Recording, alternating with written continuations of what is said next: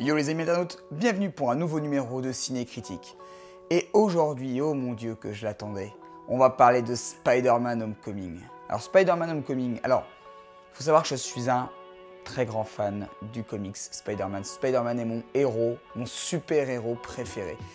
C'est simple, j'ai des comics, j'adore les dessins animés, enfin, j'ai des jeux vidéo, je suis un fan incontesté de Spider-Man Homecoming, de Spider-Man, pas de Spider-Man Homecoming, même si j'ai vu le film et je vais vous dire pourquoi.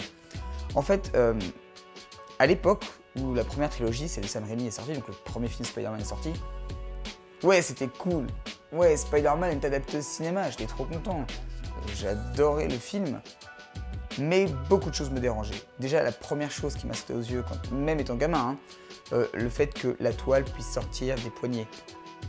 Alors que les glandes n'étaient même pas encore dans le comics. Ensuite, moi donc, j'ai préféré le décrier, le ô combien décrié, The Amazing Spider-Man, les deux épisodes faits par Mark Webb. J'avais préféré ça à la trilogie de Sam Raimi. Me tapez pas, s'il vous plaît. Et donc du coup, Spider-Man Homecoming, où est-ce qu'il se situe là-dedans? Bah, au top du top. Vraiment. Déjà, j'ai tellement attendu que Spider-Man soit intégré au MCU. Mais alors quand j'avais vu Spider-Man dans Captain America Civil War, je me demande même si j'ai pas été voir le film juste pour ça, juste pour les 20 minutes où on voit Spider-Man.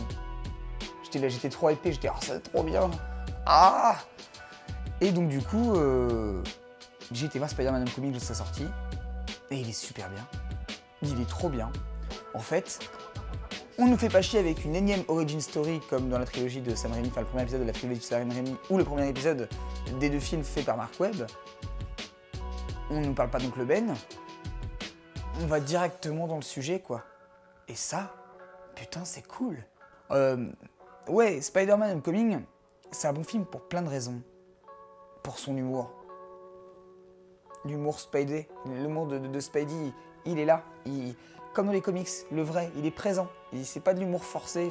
J'avais l'impression, les autres films Spider-Man, que l'humour était un peu forcé, un poil forcé quand même. Là, non, ça glisse tout seul. C'est de l'humour de gamin, parfois. Il y a aucun doute là-dessus. Peter a 15 ans dans le film.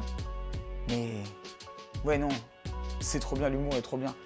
Le film est super bien ficelé, du début jusqu'à la fin. Le rythme se suit, il n'y a pas un moment de creux, il n'y a pas un moment de vide. J'ai adoré. Et puis alors, Tom Holland, c'est lui le meilleur Spider-Man. Ah mais il n'y a pas photo. Non mais pour vous dire, et j'ai tellement fait chier mes potes après avoir vu ce film avec ça, que je m'en suis fait engueuler.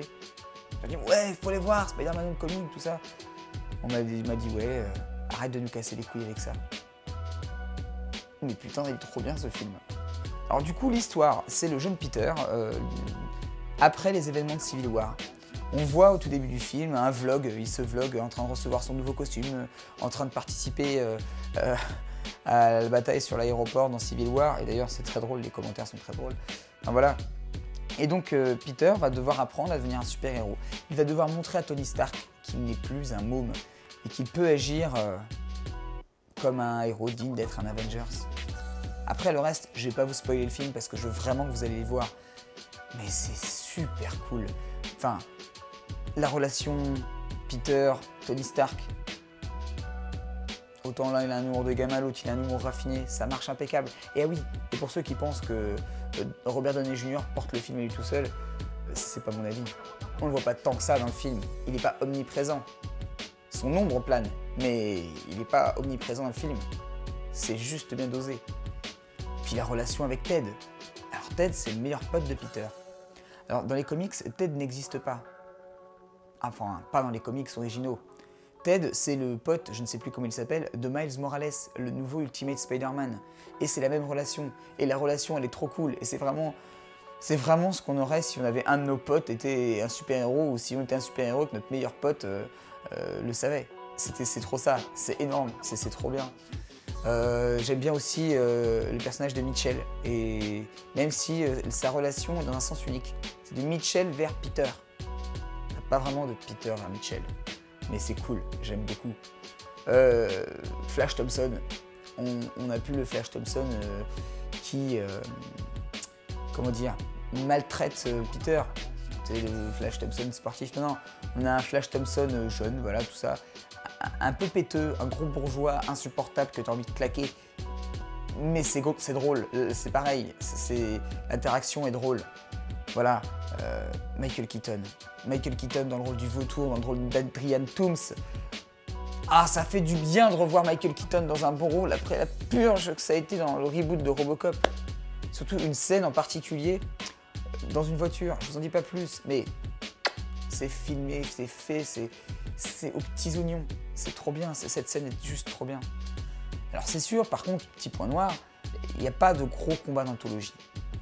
C'est vraiment des petits trucs et le gros combat final, voilà. C'est peut-être le seul reproche qu'on peut avoir. Il n'y a pas vraiment de baston. Et le film, dans son entièreté, corrige un peu ce défaut-là. L'image est très belle, les couleurs choisies, la filmographie, enfin, pas la filmographie, mais la photographie du film est magnifique. Enfin, les couleurs sont bien choisies, tout est raccord en fonction de la scène. Enfin, je ne savais pas comment vous le décrire parce que je ne suis pas non plus un expert cinéma. Mais ouais, c'est vraiment bien fait et ce film, il est tellement cool que je vous conseille 1000 fois d'y aller. Je pense que je vais y retourner une deuxième fois pour le voir tellement j'ai aimé. Donc voilà, Spider-Man Homecoming, dans mon cœur, je lui donnerais 5 cœurs. La note de 5 cœurs. Mais je peux pas parce qu'il n'est pas exempt de défauts. C'est pas le film parfait que j'aurais été voir. Je vais lui donner un 4,5 sur 5 et c'est déjà une très bonne note. Donc foncez les yeux fermés, allez voir Spider-Man Homecoming. Bien sûr, c'est que mon avis, mais allez-y grandement. Je peux pas tout vous dévoiler parce qu'il faut que vous voyiez ce film. Voilà. Sur ce, mes amis internautes, si cette vidéo t'a plu, n'hésite pas à l'aimer, à mettre un gros pouce en l'air vers le ciel, à t'abonner si ce n'est pas déjà fait, à cocher la petite cloche pour ne rien manquer et aussi à me rejoindre sur mon site internet et les différents réseaux sociaux et je réponds avec plaisir quand on me parle sur les réseaux sociaux. Voilà. Si tu as vu le film, mets un commentaire, dis-moi ce que tu en as pensé, que tu es d'accord ou pas d'accord, qu'on puisse échanger, qu'il puisse y avoir un débat, je serai ravi de répondre. Sur ce, mes amis internautes, prenez soin de vous, prenez soin de vos proches, jouez bien, jouez avec les mains et surtout n'oubliez pas, Spider-Man, Spider-Man, ce gentil voisin Spider-Man. C'était ridicule, non? Ciao.